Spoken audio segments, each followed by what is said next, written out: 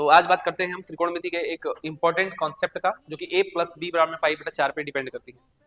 तो हमें क्वेश्चन दिया गया है कि a plus B equals to pi by 4 हो तो हमें थीटा 1 से लेकर 45 तक अगर इसमें वैल्यू पुट करते हैं तो टोटल हमारे पास कितनी वैल्यू निकल कर आती है, तो इसकी हमें वैल्यू बतानी है। तो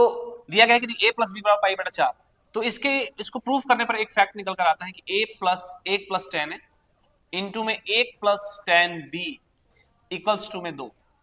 यानी कि जब इसको हम प्रूफ करेंगे 10 लेकर तो ये निकल कर आएगा 1 प्लस 10 है इंटू में 1 प्लस 10 भी इक्वल्स टू में 2, यानी कि जब a प्लस बी बराबर पाई बटा 4 हो, यानी कि इन दोनों को जोड़ने पर अगर हमारे पास पाई बटा 4 यानी कि 45 डिग्री आता है तो हम उसे डायरेक्ट लिख सकते हैं। तो जैसे अगर हमारे पास क्वेश्चन पूछ दिया गया कि 1 प्लस 10 20 और 1 प्लस 10 25, इसका मतलब ये है कि 20 और ये 25 जोड़कर 45 आ रहा है, तो डायरेक्ट हम इसे 2 लिख सकते हैं, यानी कि इसकी वैल्यू हमारे पास 2 होगी। इन्हीं के बेस पे हमें इसकी वैल्यू बतानी होती है। इस हिस्से का मतलब है कि हमें 1 से लेकर 45 तक चलना है, सभी मल्टीपल में रहेंगे। तो हम रखेंगे 1 प्लस 10 1, इसी तरीके से 1 प्लस 10 2, इसी तरीके से 1 प्लस 10 3,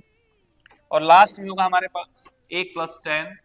45। तो चूंकि हम जानते हैं कि इसके पहले होगा 1 प्लस 10 44, तो हम ये कह सकते हैं कि 1 प्लस 10 45 इसकी वैल्यू होती है 1, तो 1 और 1 कितना हुआ, तो 2, तो ये मिलकर हमारे पास आया 2, बाकी इतने टर्म हमारे पास बचे हुए हैं। तो हम कह सकते हैं कि ये 1 और ये 44 मिलकर वापस 45 बनाएगा, यानी कि ये वाला 1 और ये वाला 44 हमें देगा 1 और 2। इसी तरीके से ये 2 इसका 43 1 और 2 देगा, यानी कि जितनी ये टर्म है 2 मिलकर 1 बना रहा है, यानी कि 44 है तो हमारे पास 22 पद बनेंगे। इसका मतलब कि ये 2 जो होगा ये 22 बार होगा, तो हम इसे डायरेक्ट लिख सकते हैं कि 2 22 बार यानी 2 की पावर 22, यानी कि ओवरऑल आंसर निकल के आएगा 2 की पावर 23। यही इस क्वेश्चन का हमारा आंसर है, जिससे आप इसका यूज करके हम इसे डायरेक्ट सॉल्व कर सकते हैं।